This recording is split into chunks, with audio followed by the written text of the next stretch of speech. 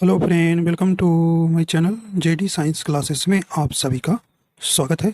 जैसा कि हम Hindi UP police constable re exam के लिए अंकित सर के बुक की जो है प्रैक्टिस सेट सॉल्व कर रहे हैं, तो आज का हमारा ये practice set number second number का होगा। ठीक है, तो आशा करता हूँ आप सब अच्छे होंगे और आपकी तैयारी अच्छी चल रही होगी। ठीक है, तो अपनी तैयारी करते रहिए। ठीक है, कभी देखते हैं सभी इस समय बच्चे कुछ ढीले पड़ गए हैं, तो ये ढिलाई मत दीजिए।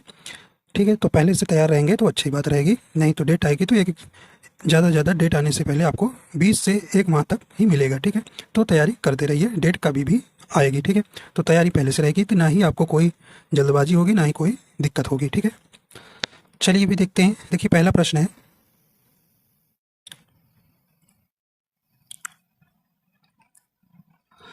पहला प्रश्न है कि निम्नलिखित युग्मों में से कौन सा युग्म गलत है। आपको यहाँ गलत बताना है। देखिए, यहाँ पे गलत युग्म यहाँ पे चुनना है। राइट आंसर आपका हो जाएगा, देखिए ऑप्शन कहने की अवधि पूर्वी हिंदी के अंतर्गत आती है, बिल्कुल आती है। ठीक है, पहला ऑप्शन आपका बिल्कुल सही है। बी नंबर ऑप्शन है करें ब्रज भाषा पश्चिमी हिंदी के अंतर्गत आती है, बिल्कुल आती है भाई। करें कि भोजपुरी करें कि पूर्वी हिंदी के अंतर्गत आती है, ये आपका गलत करें। ठीक, तो ऑप्शन युग में हमको गलत ही चुनना था, ऑप्शन नंबर सी यहाँ पे सही हो जाएगा। ठीक है, तो भोजपुरी पूर्वी हिंदी के अंतर्गत नहीं आती है भाई, ये बिहारी हिंदी के अंतर्गत आती है। ठीक है, बिहारी हिंदी के अंतर्गत आती है, यही ऑप्शन नंबर आपका सी ही गलत युग्म हो जाएगा। ठीक है, देखिए ऑप्शन डी देख लीजिए, खड़ी बोली पश्चिमी हिंदी के अंतर्गत आती है, बिल्कुल सही है। देखिए, हमने आपको बताया है कि हिंदी की जो कुल कितनी उपभाषाएं हैं, तो आपको हमने बताया है 5 है ना, 5 हैं। कौन कौन सी भी? पूर्वी हिंदी, ठीक है, पूर्वी हिंदी, चलिए यहाँ लिख दे रहे हैं भी, पूर्वी हिंदी। दूसरी है क्या भी? पश्चिमी हिंदी, ठीक है, पश्चिमी हिंदी। तीसरी कौन सी है? बिहारी हिंदी, बिहारी हिंदी। चौथी कौन सी है भाई? राजस्थानी हिंदी, राजस्थानी हिंदी। पांचवी कौन सी है? पहाड़ी हिंदी। कौन सी है? पहाड़ी, पांचवी पहाड़ी हिंदी। तो ये हिंदी की कुल कितनी उपभाषाएं हैं? तो यहाँ 5 जो हैं उपभाषाएं हैं, ये भी आपको याद रखना है। ठीक है, तो यहाँ पे देखिए, यहाँ पे पूर्वी हिंदी के अंतर्गत 3 आती हैं। ठीक है, पूर्वी हिंदी के अंतर्गत 3 बोलियां आती हैं। कौन कौन? अवधी, बघेली और छत्तीसगढ़ी। ठीक है, और पश्चिमी हिंदी के अंतर्गत देखिए आपको 5 मुख्य आती है। ठीक है, 5 जो है मुख्य आती है, एक और छाभी होती है। ठीक है, तो ये आपको ध्यान रखना। देखिए 5 कौन कौन आती है? खड़ी बोली, ब्रजभाषा, कन्नौजी, बुंदेली, बांगरू और छठी जो है दक्षिणी आती है। ठीक, तो यहाँ पे आपकी कुल 6 भाषाएं पश्चिमी हिंदी के अंतर्गत आ जाती हैं। ठीक है, और बिहारी हिंदी के अंतर्गत 3 आती हैं। कौन कौन? भोजपुरी, मगही, मैथिली। ठीक है, और ठीक है, पहाड़ी हिंदी के अंतर्गत कौन कौन सी आती है भाई? यहाँ पे कुल्लुई आती है, गढ़वाली आती है, कुमाऊनी आती है। ठीक है, तो ये आपको यहाँ ध्यान इतनी रखना है। ठीक है, तो ये यहाँ पे सही हो जाएगा। ठीक है, तो भोजपुरी जो है पूर्वी हिंदी के अंतर्गत नहीं आती, या किसके अंतर्गत आती है अभी? बिहारी हिंदी के अंतर्गत आती है। ठीक है, बिहारी हिंदी के अंतर्गत 3 आती हैं, भोजपुरी, मगही और मैथिली। ठीक है, तो इतना आपको यहाँ पर ध्यान रखना है। चलिए आइए देखते हैं, अगला है, अगला कह रहे हैं कि हिंदी शब्दकोश के अनुसार संतान, संतान, सकल, सचल, सक्षम शब्दों का सही क्रम आपको यहाँ लगाना है। तो क्रम से आपको लगाना है। राइट आंसर आपका यहाँ इसमें कौन सा हो जाएगा? तो यहाँ पे कौन सा हो जाएगा भाई? यहाँ पे तो ऑप्शन नंबर देखिए सही क्रम हो जाएगा, ऑप्शन नंबर डी हो जाएगा, संतान, सकल, सक्षम और सचल। ऑप्शन नंबर डी आपका यहाँ बिल्कुल राइट हो जाएगा। देखिए, सकल माने क्या होता है भाई? सकल माने होता है समस्त कुल होता है। ठीक है, और सचल माने यहाँ क्या होता है? चंचल या चलता हुआ। ठीक है, और सक्षम माने आप जानते हैं क्या होता है? कुशल होता है। ठीक है, कुशल। ठीक है, तो इस प्रकार आपका डी नंबर आपका बिल्कुल यहाँ राइट हो जाएगा।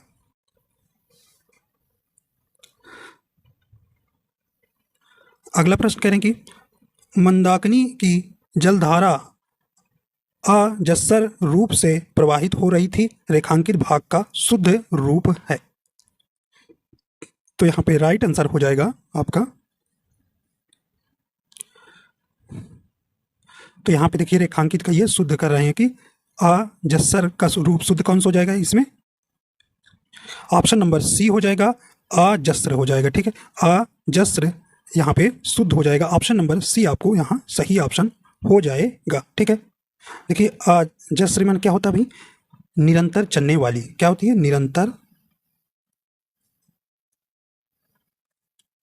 निरंतर चलने वाली। ठीक है, तो अजस्र का मतलब निरंतर चलने वाली। ठीक, तो यहाँ पे मंदाकिनी की जलधारा निरंतर चलने वाली रूप से प्रवाहित हो रही थी। तो यहाँ पे ऑप्शन नंबर सी आपका यहाँ बिल्कुल सही हो जाएगा। अगला कह रहे हैं कि मच्छिका किसका तत्सम शब्द है? तो कई बार प्रश्न आया हुआ है। राइट आंसर आपका यहाँ हो जाएगा मच्छिका किसका तत्सम शब्द है? यहाँ पे सही ऑप्शन हो जाएगा, ये आपका कौन सा हो जाएगा बी? तो ऑप्शन नंबर बी हो जाएगा मक्खी का। ठीक है, तो ऑप्शन नंबर बी यहाँ पे बिल्कुल सही हो जाएगा। ठीक है, देखिए मछली का तत्सम क्या हो जाएगा? मत्स्य। ठीक है, और मिट्टी का क्या हो जाएगा भी? मृतिका। ठीक है, तत्सम मिट्टी का तत्सम। और मच्छर का आप जानते हैं मशक होता है। क्या होता है? मशक। ठीक है, ये तत्सम इसका हो जाएगा। तो इस प्रकार आपका बी नंबर बिल्कुल यहाँ सही हो जाएगा। अगला देखते हैं, करें कि पर्यायवाची की दृष्टि से एक वर्ग शुद्ध है। तो इसमें आपको शुद्ध वाला शब्द चुनना है। राइट आंसर आपका यहाँ हो जाएगा। तो यहाँ पे राइट आंसर कौन सा हो जाएगा? ऑप्शन नंबर बी बिल्कुल सही हो जाएगा। देखिए घर, निकेतन, आयतन, निलय जो है ये जो है आपका घर के पर्यायवाची सही हो जाएंगे। ठीक है, तो यहाँ पे आपका ऑप्शन नंबर बी आपका बिल्कुल यहाँ सही हो जाएगा।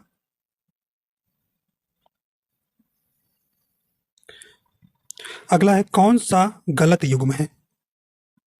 तो यहाँ पे राइट आंसर हो जाएगा, आपको यहाँ विलोम बताना है कौन सा गलत युग्म है। देखिए मूक माने चुप कम बोलने वाला, वाचाल माने ज्यादा बोलने वाला, तो यह आपका बिल्कुल सही है। ठीक है, ऐश्वर्य अनैश्वर्य बिल्कुल सही है। करें कि छली बहिरंग, यहाँ देखिए अभिज्ञ का अनभिज्ञ बिल्कुल आपका विलोम ये सही है। यहाँ ऑप्शन नंबर सी ही जो है युग में गलत हो जाएगा। ठीक है, यह जो है बहिरंग का विलोम क्या होता है? अंतरंग होता है, अंतरंग होता है। ठीक है, तो यहाँ पे ऑप्शन नंबर कौन सा हो जाएगा? सी नंबर जो है युग में गलत हो जाएगा। ठीक, तो बहिरंग का विलोम क्या हो जाएगा? अंतरंग हो जाएगा।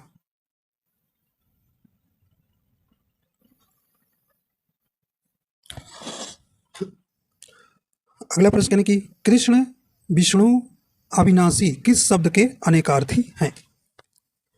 यहाँ पे राइट आंसर हो जाएगा, राइट आंसर हो जाएगा ऑप्शन नंबर कौन सा हो जाएगा बी? ऑप्शन नंबर बी हो जाएगा अच्युत का जो है ये जो है कृष्ण विष्णु अविनाशी अनेकार्थी हैं। ठीक, तो ऑप्शन नंबर बी नंबर यहाँ पे सही हो जाएगा। क्या होता है भाई? अविनाशी होता है। ठीक है, अविनाशी। ठीक है, इसके अनेकार्थी हैं अच्युत के। ठीक है, तो यहाँ पे बी नंबर आपका बिल्कुल यहाँ सही हो जाएगा। इनमें से कौन से शब्द युग्म का अर्थ भेद सुमेलित नहीं है? तो यहाँ पे आपको बताना है सुमेलित कौन सा नहीं है। राइट आंसर हो जाएगा, देखिए ऑप्शन करें कि तरंग तुरंग। देखिए तरंग माने आप जानते हैं लहर होता है और तुरंग माने घोड़ा होता है। बिल्कुल ये आपका बिल्कुल सही है। ऑप्शन भी देखते हैं, पथ। पथ माने क्या होता है? रास्ता होता है। पथ माने स्वास्थ्यप्रद आहार, ये भी आपका बिल्कुल सही है। कह रहे कि तरणी तरुणी, तो यहाँ पे आपका जो है गलत हो जाएगा। तरणी माने क्या होता है भी? नाव या नौका होता है। ठीक है, क्या? तरणी माने नाव या नौका होता है। ठीक है, और तरुणी जानते हैं नव युवती होता है, नाव ने। तो यहाँ पे आपको क्या कर दिया गया है? यहाँ पर उल्टा लिख दिया गया है, तो ये आपको ध्यान रखना है। ऐसे ही क्या आया था, ऐसे ही यूपीपी में जो है पेपर में भी आपका आया हुआ था सेकंड शिफ्ट में 17 को ना। ठीक है, तो ये जो है क्या कर दिया गया है? इसका इधर कर दिया गया है और इसका इधर कर दिया, मतलब उल्टा लिख दिया गया है। ठीक, तो ये आपको बिल्कुल ध्यान रखना है। ठीक है, और देखिए अगला देखते हैं, प्रसाद प्रसाद।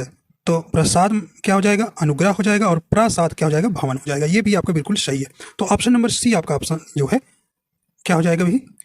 सुमेलित नहीं है। ठीक, तो ये आगे पीछे लिख दिया गया है, तो ध्यान रखिएगा। ठीक है, तो यहाँ पे ऑप्शन नंबर इसका सी नंबर हो जाएगा। तरणी माने नाव या नौका, तरुणी माने क्या होगा? नवयुवती। ठीक है, चलिए आइए देखते हैं अगला है। अगला कह रहे हैं कि आधी रात का समय। तो आधी रात का समय क्या कहलाता है? राइट आंसर आपका यहाँ हो जाएगा, सही ऑप्शन हो जाएगा। तो ये क्या होता है? ऑप्शन नंबर डी हो जाएगा, निशीथ होता है। तो ठीक है, तो ऑप्शन नंबर डी यहाँ पे सही हो जाएगा। और ये देखिए सरवरी, विभावरी, निशा, ये आप जानते हैं ये क्या है भी, ये जो है रात के पर्यायवाची हैं, ठीक है। अगला करें, इनमें से इंद्रालु में प्रयुक्त प्रत्यय कौन सा है? तो आप जानते हैं प्रत्यय जो है मूल शब्द के बाद में आता है, ठीक। तो उनका मूल शब्द और प्रत्यय कैसे लगा ये भी आपको वहाँ पर तोड़कर लिखा रहता है, ठीक। तो वो भी आपको देखना है। तो यहाँ पे राइट आंसर हो जाएगा चंद्रालु। तो कौन सा प्रत्यय है? तो ऑप्शन नंबर यहाँ राइट हो जाएगा बी नंबर, लू प्रत्यय है, ठीक है। तो यहाँ पे अच्छा तंद्रालु है, ठीक है, सॉरी यहाँ पे तंद्रालु है, ठीक है। तो इसका आप तोड़ेंगे कैसे, इसको अलग करेंगे, ता तंद्र तंद्रा प्लस लू करेंगे, ठीक है। तो ये आपका मूल शब्द हो गया, ये ठीक है। तो प्रत्यय आप जानते हैं ये मूल शब्द के बाद में लगता है, ठीक है।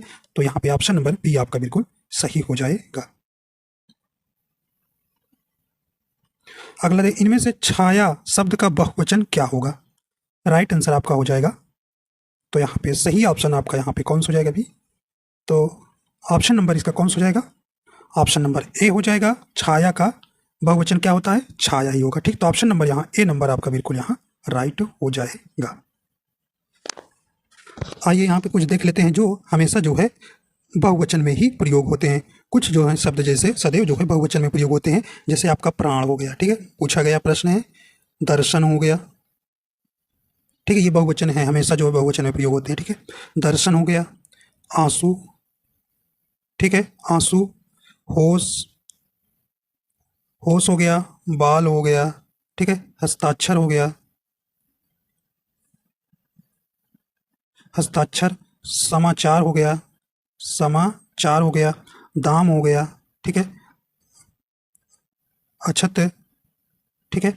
तो ये कुछ जो शब्द हैं आपके प्राण, दर्शन, आंसू, होश, बाल, हस्ताक्षर, समाचार, दाम, अछत, तो ये कुछ शब्द हैं जो हमेशा हमेशा क्या होते हैं? बहुवचन में होते हैं, ठीक है। कभी भी इनका बहुवचन इनमें कुछ जोड़कर एक्स्ट्रा या ये नहीं बनाएंगे बहुवचन, ठीक है। तो हमेशा ये बहुवचन में ही प्रयोग होते हैं। तो ये आप ये पूछे जाते हैं प्रश्न, ठीक है, आप पूछे गए थे भी, तो ये आपको बिल्कुल ध्यान रखना है। आइए कुछ एक वचन के भी देख लेते हैं, ठीक है, तो इसको नोट कर लीजिएगा, ठीक है। आइए देखते हैं अगला है एक वचन वाले, ठीक है। एक वचन में जो सदैव प्रयोग होते हैं, ठीक है, जैसे आपका क्या हो गया भाई? सत्य, सत्य हो गया, ठीक है। जनता हो गया, सामान हो गया, सामग्री हो गया, ठीक है, सामग्री हो गया। व्याथा हो गया, वर्षा हो गया, पानी हो गया, सत्यता हो गया, सॉरी सहायता, सहायता हो गया, ठीक है। प्रत्येक, हर एक, सदा, ठीक, सदा चर्चा, ठीक है। टोली, हर एक, ठीक है। तो ये जो है आपको वहाँ सहायता करेंगे, जैसे वाक्य में बनाने में, ये वैसे भी पूछा जाता है और वाक्य में बनाने में भी आपको त्रुटियाँ पूछ लेता है, ठीक। तो ये आपको ध्यान रखना है, ठीक। तो कौन है? सत्य, जनता, सामग्री, सामान, व्याथा, वर्षा, पानी, सहायता, ठीक है। और माल भी होता है आपका, ठीक है, ये आपको भी एक वचन में ही प्रयोग होता है हमेशा, ठीक है। परिषद, पुस्तकालय, ठीक है। तो ये आपको यहाँ पर ध्यान रखना है, ठीक है। टोली, सभा, परिषद, पुस्तकालय, ये समूहवाचक संज्ञा का प्रयोग ही होता है। तो ये भी एक आपका एक ही वचन में होता है, ठीक है, हमेशा। तो ये आपको ध्यान रखना। आइए देखते हैं अगला है, कह रहे कि आज गणित के अध्यापक ने कक्षा नहीं ली, वाक्य में अर्थ के आधार पर वाक्य है। तो आपको अर्थ के आधार पर आपको मैंने बताया है 8 भेद होते हैं, ठीक है, वाक्य के। तो यहाँ पे आपको बताना है, राइट हो जाएगा। देखिए, आज गणित के अध्यापक ने कक्षा में नहीं आ गया, ठीक है। देखिए, आज्ञा वाक्य नहीं है, कोई आदेश नहीं दिया जा रहा है। देखिए, प्रश्नवाचक वाक्य नहीं है, कोई प्रश्न नहीं पूछा जा रहा, क्या, क्यों, क्यों, कब, कैसे, ऐसा कुछ नहीं है। इच्छावाचक वाक्य, आशीर्वाद या कुछ नहीं दिया जा रहा है। तो देखिए, नहीं आया तो आप पकड़ लेंगे, ऑप्शन बी हो जाएगा।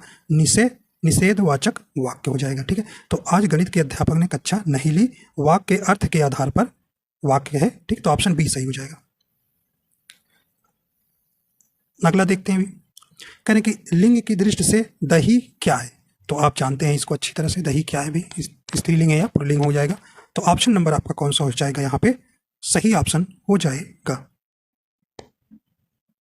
तो कैसा शब्द है? ऑप्शन बी आपका बिल्कुल राइट हो जाएगा, पुल्लिंग शब्द है, ठीक है। तो दही दही खाई जाती है, खाया जाता है, दही खाया जाता है, सही होगा, ठीक है। तो ऑप्शन बी आपका बिल्कुल यहाँ राइट हो जाएगा। तो ये पुल्लिंग शब्द है, ठीक है। तो दही खाया जाता है, ठीक है। तो यहाँ पे इसमें अपवाद के रूप में जरूर याद रखिएगा, ये बहुत पूछा जाता है, क्योंकि इसमें अच्छा, अच्छी, रहा, रही लगाकर इसे आप नहीं इसमें अप्लाई करेंगे, नहीं तो आपको लगेगा कि दही अच्छी है, ये तो स्त्रीलिंग हो गया, नहीं पुल्लिंग है, ठीक है। तो यहाँ पे बी नंबर आपका बिल्कुल यहाँ राइट हो जाएगा। अगला देखते हैं, इनमें से भाववाचक संज्ञा है। तो यहाँ पे सही ऑप्शन हो जाएगा, सही ऑप्शन हो जाएगा, कौन सा हो जाएगा? तो ऑप्शन नंबर यहाँ पे डी नंबर राइट हो जाएगा, ऑप्शन नंबर डी हो जाएगा। चिंता जो है कैसा है, ये भाववाचक संज्ञा है, ठीक है। अगला कहने कि लोगों ने शोरगुल करके डाकुओं को भगाया, इस वाक्य का कारक बताइए। तो यहाँ पे आपको बताना है कारक, ठीक है। यहाँ पे राइट आंसर हो जाएगा, देखिए यहाँ पे को आया, तो कौन सा हो जाएगा? ऑप्शन डी हो जाएगा, कर्म कारक है, ठीक। लोगों ने शोरगुल करके डाकुओं को भगाया, इस वाक्य का कारक बताइए। यहाँ पे ऑप्शन नंबर आपका डी नंबर आपका हो जाएगा, कर्म कारक हो जाएगा, ठीक है। कारक आप जानते हैं, 8 उसके भेद है। अगला कहने की जो क्रिया अभी हो रही है उसे कहते हैं, जो क्रिया अभी हो रही है उसे क्या कहते हैं? करें अपूर्ण, अपूर्ण वर्तमान, सामान्य वर्तमान, संदिग्ध वर्तमान या संदिग्ध भूत। राइट आंसर आपका यहाँ हो जाएगा।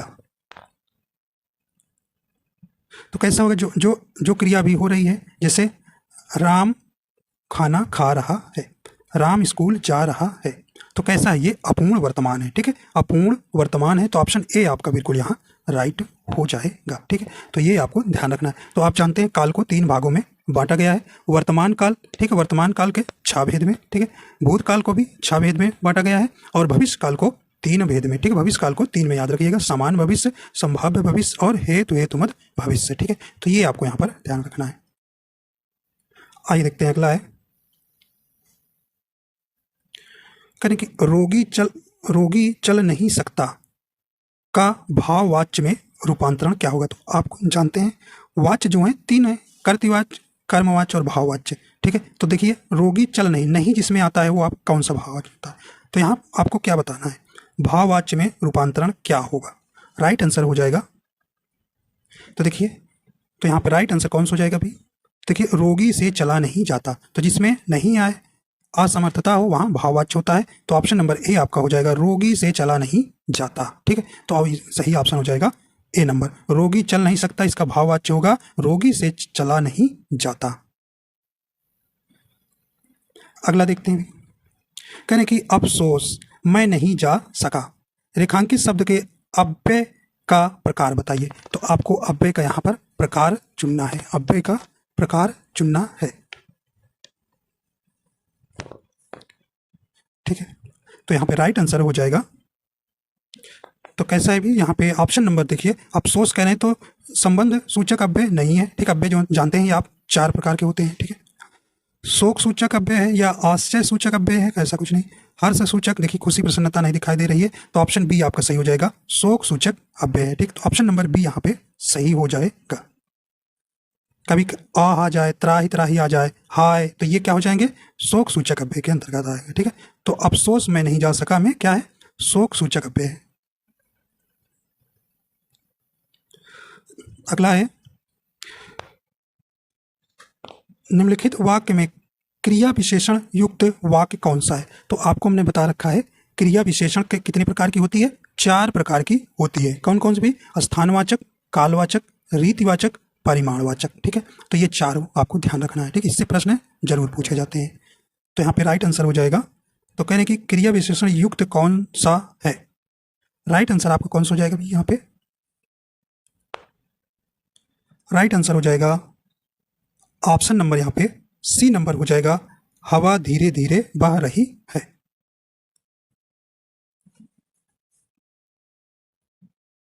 ठीक है। तो ऑप्शन नंबर यहाँ पे सी नंबर सही हो जाएगा, ठीक है। देखिए क्रिया विशेषण के 4 हैं। स्थानवाचक में जैसे दाएं बाएं, इधर उधर, दूर पास, सामने नीचे, ठीक है। तो यहाँ पे आपका स्थानवाचक है। जैसे कालवाचक में बार बार, प्रतिदिन, निरंतर, आजकल, अभी, शीघ्र। तो जैसे कहते हैं प्रतिदिन पढ़ना चाहिए, प्रतिदिन पढ़ना चाहिए में कौन सी क्रिया विशेषण है, तो आप बताएंगे कालवाचक क्रिया विशेषण। और रीतिवाचक क्रिया विशेषण, रीतिवाचक क्रिया विशेषण क्या होती है? जैसे धीरे धीरे, गलत सही, ऐसे वैसे, अचानक, ठीक, जैसे कहते हैं धीरे धीरे चलता है।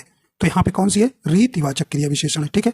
और परिमाणवाचक क्रिया विशेषण, अधिक, थोड़ा, कुछ, बस, काफी, ये शब्द आपके आएंगे, ठीक है। जैसे मैंने आपसे मात्र 200 रुपए लिए, ठीक, तो यहाँ पे परिमाणवाचक हो जाएगा क्रिया विशेषण, ठीक है।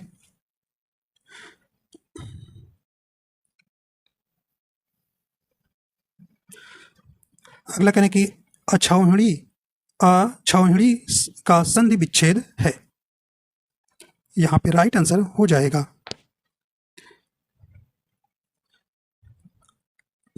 कौन सा हो जाएगा? यहाँ पे राइट आंसर हो जाएगा, देखिए ऑप्शन नंबर बी हो जाएगा। अछ प्लस ऊहिनी जो है ऑप्शन नंबर बी आपका यहाँ सही हो जाएगा। तो अछौहिड़ी में जो है अच प्लस ऊहिनी जो है हो जाएगा ऑप्शन नंबर बी आपका बिल्कुल सही हो जाएगा। तो यहाँ पे देखिए जब औ का मात्रा आए, ठीक है, औ का मात्रा आए या अय का मात्रा आए, तो वहाँ आप जानते हैं कौन सी संधि होती है, या वहाँ पे ट्रिक से आप पता कर लेंगे वहाँ पर कौन सी संधि होती है। यहाँ वृद्धि स्वर संधि है, ठीक है, वृद्धि स्वर संधि हो जाएगी, ठीक है। तो ऑप्शन नंबर यहाँ पे क्या हो रहा है अभी? छोटा आ प्लस बड़ा ऊ मिलकर क्या बन रहा है? औ हो रहा है, ठीक है। तो यहाँ पे आपका कौन सी संधि हो जाएगी? वृद्धि स्वर संधि हो जाएगी।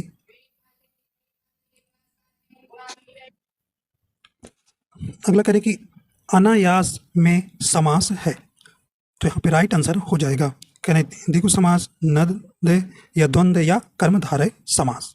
राइट आंसर हो जाएगा अनायास में कौन समास है? ऑप्शन नंबर बी आपका बिल्कुल यहाँ राइट हो जाएगा, ठीक है।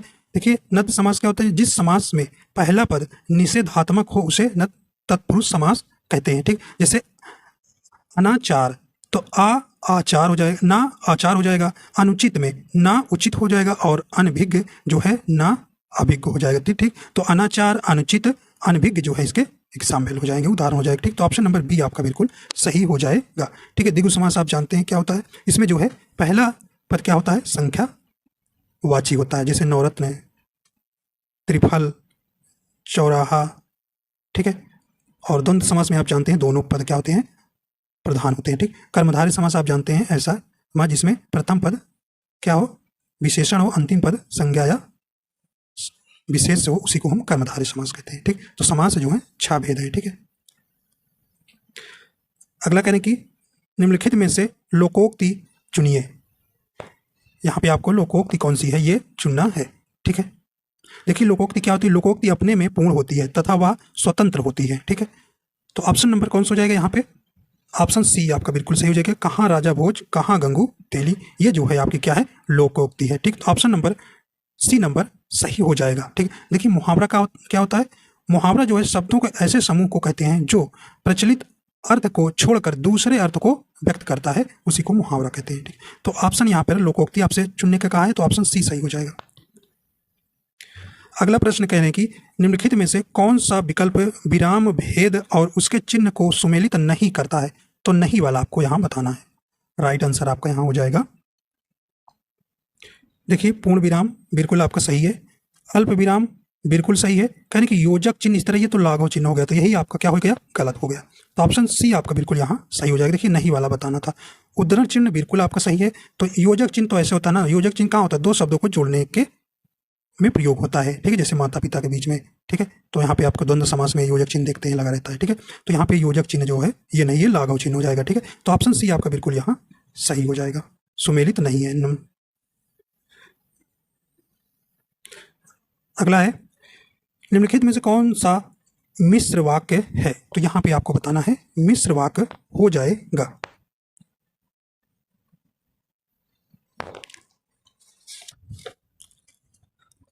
सही ऑप्शन कौन सा हो जाएगा भाई? तो ऑप्शन नंबर यहाँ पे देखिए, ऑप्शन नंबर बी हो जाएगा। मैंने सुना है कि उस आपके देश में अच्छा राज प्रबंध है। तो यहाँ पे ऑप्शन नंबर जो है बी नंबर जो है आपका यहाँ पे मिश्र वाक्य हो जाएगा, ठीक है। तो की को आप ध्यान रखना, ये क्या आता है यहाँ पे? वहाँ पे मिश्र वाक्य होगा, ठीक है। तो ऑप्शन नंबर बी यहाँ पे राइट हो जाएगा। ठीक है। देखिए रचना के आधार पर वाक्य के जो है कुल कितने भेद होते हैं? 3 भेद होते हैं। ठीक है, ये आपको ध्यान रखना है। कौन कौन से? सरल होता है, ठीक है, सरल होता है, संयुक्त होता है, संयुक्त, संयुक्त, और कौन होता है भी? और मिश्रित। ठीक है, मिश्रित वाक्य होता है। ये 3 होता है। ठीक, तो सरल वाक्य में क्या होता है? जिन वाक्यों में केवल एक ही उद्देश्य और एक ही विधेय होता है उन्हें हम सरल वाक्य कहते हैं, जैसे महेश पढ़ता है। ठीक है, और संयुक्त वाक्य जिन वाक्य में 2 या 2 से अधिक सरल वाक्य समुच्चय बोधक अवयवों से जुड़े हों उन्हें हम संयुक्त वाक्य कहते हैं। ठीक है, जैसे वह सुबह गया और शाम को लौट आया। तो और ये सब जहाँ मिलेंगे आपको 2 शब्द से जुड़े रहेंगे, ये जान लेना वहाँ पे कौन सा है? संयुक्त वाक्य है। एवं, परंतु, ठीक है, और, तथा, एवं, परंतु ये शब्द आपको कैसे कहलाते हैं? ये समुच्चय बोधक शब्द है। ठीक है, तो इसमें जो है ये संयुक्त वाक्य हो जाएगा। ठीक, और मिश्रित वाक्य आप जानते हैं जिन वाक्य में एक मुख्य या प्रधान वाक्य हो और अन्य आश्रित उपवाक्य हैं उन्हें मिश्रित वाक्य कहते हैं। ठीक, जैसे आप जानते हैं यदि परिश्रम करोगे तो उत्तीर्ण हो जाओगे। आइए देखते हैं अगला है। अगला कह रहे हैं कि कहने तू तू तू करता तू भया मुझ में रही न तू हूँ बारी फेरी बल गई जित देखूं तित तू। इन पंक्तियों में कौन सा रस गीत है? तो यहाँ पे आपको रस बताना है। ठीक है, राइट आंसर आपका हो जाएगा, सही ऑप्शन कौन सा हो जाएगा? तो देखिए यहाँ पे ऑप्शन नंबर सी हो जाएगा। यहाँ शांत रस है। ठीक है, तो ऑप्शन नंबर यहाँ पे सी नंबर सही हो जाएगा। ठीक है, तो शांत रस का आपसे पूछा गया था इस बार प्रश्न में कि शांत रस का अस्थाई भाव बताइए। मैंने आपको बताया भी था कि ये जरूर आएगा और आया भी। ठीक है, निर्वेद होता है। ठीक है, तो ऑप्शन नंबर यहाँ पे सी नंबर सही हो जाएगा। ये वियोग श्रृंगार रस, ये है श्रृंगार रस का भेद है। ठीक है, तो यहाँ पे रत इसका अस्थाई भाव होता है श्रृंगार रस का। ठीक है, वीर रस का आप जानते हैं क्या होता है? उत्साह होता है, उत्साह होता है। ठीक है, तो रसों की संख्या क्या है? 9 होती है। और सबसे अंतिम रस आपसे पूछा जाता है तो ये शांत रस ही है, 9वां। ठीक है, और भरत मुनि जो है शांत रस को रस नहीं मानते हैं। ठीक है, भरत मुनि के अनुसार रस की संख्या माने हैं 8। ठीक है, और जानते हैं। ठीक, तो ये आप जो है इनके स्थायी भाव भी जरूर याद रखिएगा। ठीक है, अगला है निराला की कविता जूही की कली उदाहरण है। राइट आंसर हो जाएगा। तो जूही की कली क्या है? कहें कि वर्णिक छंद है, मात्रिक छंद है, मुक्तक छंद है, या इनमें से कोई नहीं। तो ये कैसा है भी? राइट आंसर हो जाएगा। तो ये है ऑप्शन नंबर सी हो जाएगा, मुक्तक छंद है। ठीक, तो ऑप्शन नंबर सी सही हो जाएगा। ठीक है, तो छंद मुख्यतः 3 प्रकार के होते हैं, वो है मात्रिक छंद, वर्णिक छंद और मुक्तक छंद। ठीक है, तो मुक्तक छंद क्या होता है? जिस छंद में वर्णों और मात्राओं का बंधन नहीं होता है उसे मुक्तक छंद कहते हैं। ठीक, तो ये जूही की कली जो है ये आपसे पूछा जाएगा जूही की कली किसने लिखा है? तो ये निराला की है। ठीक है, तो ऑप्शन नंबर सी आपको यहाँ सही हो जाएगा।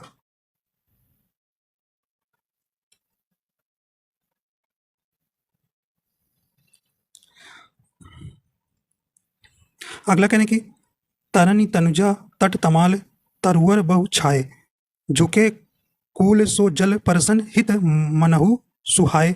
इस कविता की प्रथम पंक्ति में कौन सा अलंकार? देखिए यहाँ ध्यान दीजिए, ये आपके एग्जाम्पल कई बार आया हुआ है। ठीक है, तो यहाँ लेकिन आपसे पूछ लिया प्रथम पंक्ति, अगर यहाँ प्रथम ना होता तो आप कौन लगाते? यहाँ पे रूपक लगाते। ठीक है, लेकिन यहाँ पे प्रथम पंक्ति आपसे पूछ लिया गया है तो आप जानते हैं ता ता की आवृत्ति कितनी बार हुई है? 4 बार हुई। 4 बार हुई, 5 बार, 1 2 3 4, हाँ 5 बार हुई। तो आप जानते हैं जहाँ पर वर्णों की आवृत्ति बार बार होती है वहाँ पे कौन सा अलंकार होता है भाई? कौन सा अलंकार होता है? तो ये आप जानते हैं अनुप्रास अलंकार होता है। तो ऑप्शन ए आपका बिल्कुल यहाँ राइट हो जाएगा। ठीक है, तो ऑप्शन ए आपका यहाँ बिल्कुल राइट हो जाएगा। ठीक है,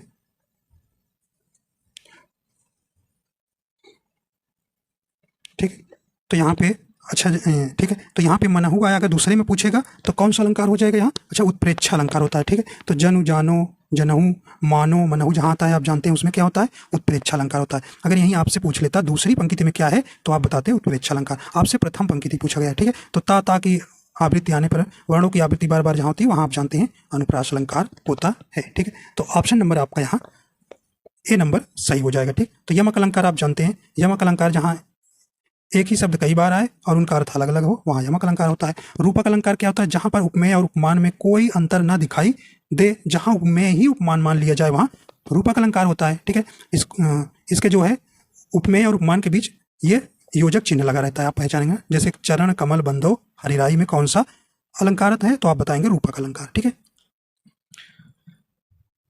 ठीक। अगर आपसे दूसरी पंक्ति में पूछता या वो सिर्फ इतना कह देता कि इसमें इस पंक्ति में कौन सा अलंकार है, तो दूसरे में पूछता तो आप क्या लगाते? उत्प्रेक्षा लगाते। ठीक है, आपको प्रथम में पूछा गया है तो आप अनुप्रास लगाएंगे। अगला करें कि अबला जीवन हाय तुम्हारी यही कहानी, आंचल में है दूध और आंखों में पानी। तो ये कहने की निम्न में से किस पुस्तक की पंक्तियां हैं? तो ये किस पुस्तक की पंक्तियां हैं, यहाँ पे आपको बताना है। सही ऑप्शन आपका यहाँ हो जाएगा। तो किसकी है? अभी ये ऑप्शन नंबर राइट हो जाएगा। तो ऑप्शन नंबर सी हो जाएगा, यशोधरा। ठीक है, तो ऑप्शन नंबर यहाँ पे सी सही हो जाएगा। यशोधरा पुस्तक की है। ठीक है, ये पंक्तियाँ, तो ये आपको ध्यान रखना है। अब आप पूछा जाएगा कि यशोधरा पुस्तक के लेखक कौन है, तो आप बताएंगे मैथिली शरण है। ठीक है, मैथिली शरण गुप्त है। ठीक है, मैथिली शरण गुप्त को याद रखिएगा। ठीक है, तो यहाँ पे ऑप्शन नंबर यहाँ पे सी नंबर आपका बिल्कुल यहाँ राइट हो जाएगा। ठीक है, तो मैथिली शरण गुप्त की कुछ रचनाएं हैं। देखो, जब हमने पढ़ाया था तो ये भी बताया था, ये आया पंचवटी। ठीक है, पंचवटी है, ये आपका यूपीपी 17 का सेकंड शिफ्ट में 2024 में आया था, फरवरी। ठीक है, तो ये भी याद रखिएगा। और साकेत है। ठीक है, साकेत किसकी रचना है? ये मैथिली शरण गुप्त की है। जयद्रथ वध। ठीक है, और रत्नावली, ये इनकी क्या है? रचना है। किसकी? मैथिली शरण गुप्त की। ठीक, तो ये आप याद रखिएगा, पंचवटी, साकेत, जयद्रथ वध, रत्नावली।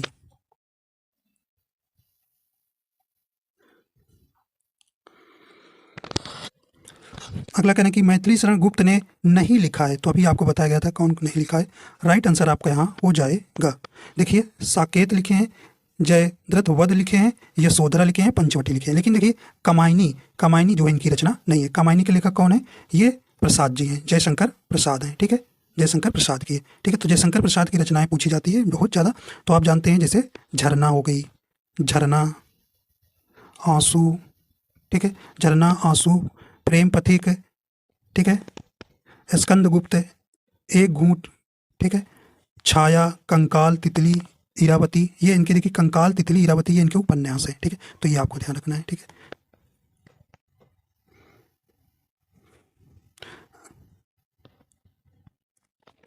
अगला करें कि एक बूंद सहसा उछली किस विधा की रचना है?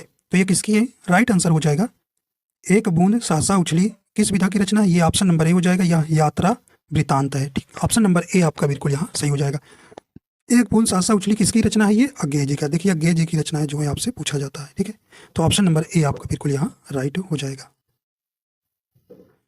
अगला कहें कि प्रेमचंद के अधूरे उपन्यास का नाम है, तो यहाँ पे आपको राइट आंसर हो जाएगा। तो कौन सा है ये? देखिए, इनकी ये सभी चारों रचनाएं हैं। तो इसमें आपसे पूछा जा रहा है कि इनके अधूरा जो रह गया था, ये आपको बताना है। राइट आंसर हो जाएगा, तो ऑप्शन नंबर सी हो जाएगा, मंगलसूत्र जो है प्रेमचंद के अधूरे उपन्यास का नाम। ऑप्शन सी आपका बिल्कुल यहाँ राइट हो जाएगा।